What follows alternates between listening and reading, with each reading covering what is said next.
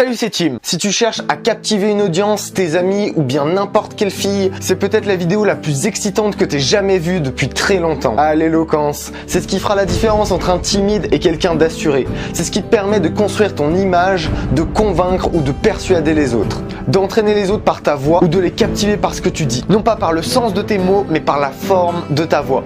Alors à quoi sert l'éloquence actuellement? Même si cette chaîne n'est pas sur le commerce, je me permets de souligner que quelqu'un d'éloquent sera un très bon vendeur, puisqu'il saura convaincre ou persuader ses clients. Il saura aussi tirer le maximum d'une interaction, qu'elle soit une affaire de séduction ou de travail. Aujourd'hui, même si les réseaux sociaux envahissent de plus en plus notre quotidien, l'éloquence est toujours la compétence prioritaire dans toutes les interactions que tu auras. C'est pourquoi je te propose ces 6 règles sur l'éloquence. Quand tu parles à quelqu'un, regarde-le toujours dans les yeux. Ne le quitte jamais des yeux pendant que tu lui parles. Déjà, ça renforce ta confiance et ensuite la personne en face de toi se sentira importante. L'attention de nos jours, c'est quelque chose de particulièrement précieux. La plupart des gens regardent leur portable, leur montre ou complètement ailleurs. Et ça, c'est un excellent point pour toi parce que si tu donnes 100% de ton attention quand tu parles à quelqu'un, il t'en sera d'autant plus reconnaissant, que ce soit au niveau conscient ou inconscient. Ensuite, quand la personne te regarde, en retour, essaye de maintenir le regard les 2/3 du temps, avec des expressions du visage qui changent. Et même si tu détournes le regard quand il te parle, fais-le toujours de manière circulaire, jamais vers le bas. Cette règle te permettra de faire comprendre à la personne que tu es quelqu'un qu'on a l'habitude d'écouter.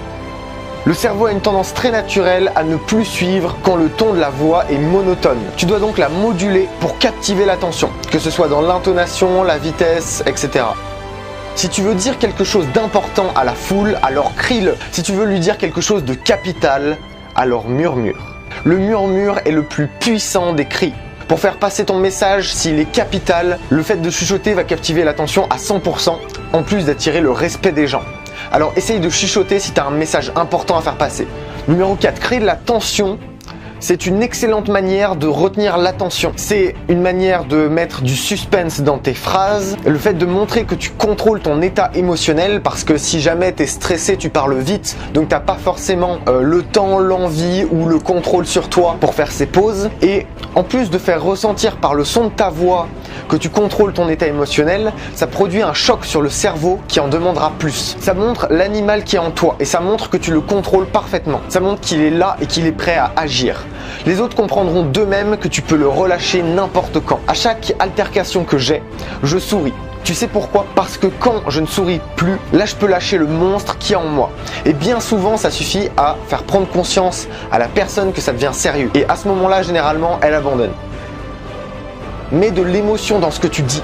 N'hésite pas à jouer de ton intonation pour ça. Les gens ne retiennent pas le sens des paroles en premier, mais l'émotion qui est derrière. Ça montre ton excitation, ton impatience, ta certitude, ta haine, peu importe. Tout ça dans le son de ta voix, selon comment tu la modules, si tu parles fort, si tu parles vite. Bonne nouvelle pour la séduction, en général, les femmes sont plus sensibles de base que les hommes pour ressentir l'émotion dans la voix. Mais avec de l'entraînement, tout le monde peut le faire facilement. Ce talent, en plus de démontrer aux autres votre intelligence sociale, ça vous permettra de vous sentir beaucoup mieux et de sentir à quelles ondes vibrent les gens autour de vous pour mieux réagir en conséquence. La 6e règle, c'est la suivante.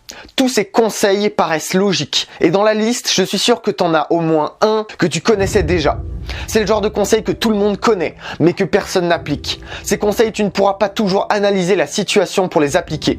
Alors l'astuce, c'est ça. Prends une semaine et concentre-toi sur un conseil particulier, en l'appliquant consciemment chaque jour. Ça peut être le premier, le deuxième, le troisième, on s'en fiche. Après le 5e jour, tu auras fait le tour des conseils de cette vidéo. Il te restera 2 jours pour rassembler tous les conseils et voir ce que tu as appliqué et ce que tu dois renforcer. Ça permettra, entre autres, de ne plus avoir besoin d'analyser. Ça deviendra un réflexe. Alors bien sûr, plus tu pratiqueras, plus tu affûteras cette compétence et moins tu auras besoin d'y penser. Mais au départ, ce sera une étape obligatoire. Tu seras obligé, pour modifier tes habitudes dans ton comportement, de prendre ces règles à la lettre et de les travailler une par une. Et ça, ce sera nécessaire pour que ces codes rentrent de manière inconsciente. Pour finir, ces codes peuvent paraître être des détails, mais c'est en ignorant des détails que petit à petit, vous arriverez à un échec global. Alors travaille un maximum ce genre de détails et je te promets que c'est ça qui va faire la différence. Cette vidéo est terminée. Je te souhaite une bonne soirée et profite bien de ces conseils.